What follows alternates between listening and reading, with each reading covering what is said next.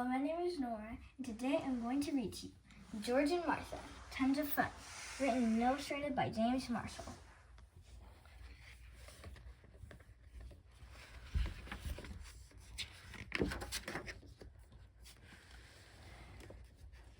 Five stories about the best of friends. Story number 1, The Misunderstanding. George was practicing his handstands.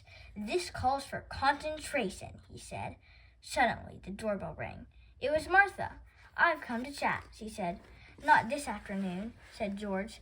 "I want to be alone." "I hope Martha understands," said George. But Martha did not understand. Martha was offended. Martha was hurt. And Martha was mad. A few minutes later, George's telephone rang. It was Martha. "George," she said, "I never want to see you again." And she slammed down the receiver. "Oh dear," said George.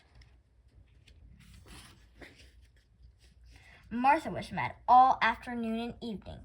Finally, she got out her saxophone. "This will calm me down," she said. Soon Martha was having quite a bit of fun. In fact, she was having so much fun that she didn't even answer her telephone. "Oh dear," said George. Martha must still be upset. But Martha had forgotten all about the misunderstanding. Story number 2, The Sweet Tooth. George had a sweet tooth. He just couldn't stop himself from eating sweets. "You know what they say about too much sugar," said Martha. "Let's not discuss it," said George. Late at night, George would raid the refrigerator to satisfy his sweet tooth. "You'll weigh a ton," said Martha. "Let's not discuss it," said George. "This calls for action," said Martha. And she lighted up a cigar. "Stop that," cried George. "You'll make yourself sick." "Let's not discuss it," said Martha. "You'll ruin your teeth," cried George. "We won't discuss it," said Martha. "Please," cried George. "You're ruining your health." "No discussing," said Martha. Martha began to turn a peculiar color. George couldn't stand it any longer, and he fell to his knees. "I'll do anything you say," he begged. Will you cut down on your sweets?" said Martha. "I promise," said George, and Martha put out her cigar. Story number 3, The Photograph.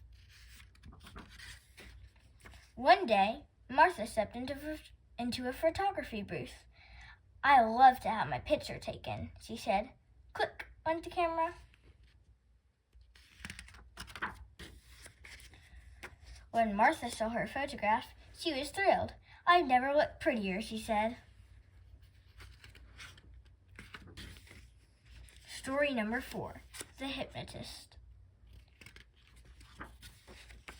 George was trying to hypnotize Martha. "Your eyes are getting heavy," said George. "I believe they are," said Martha.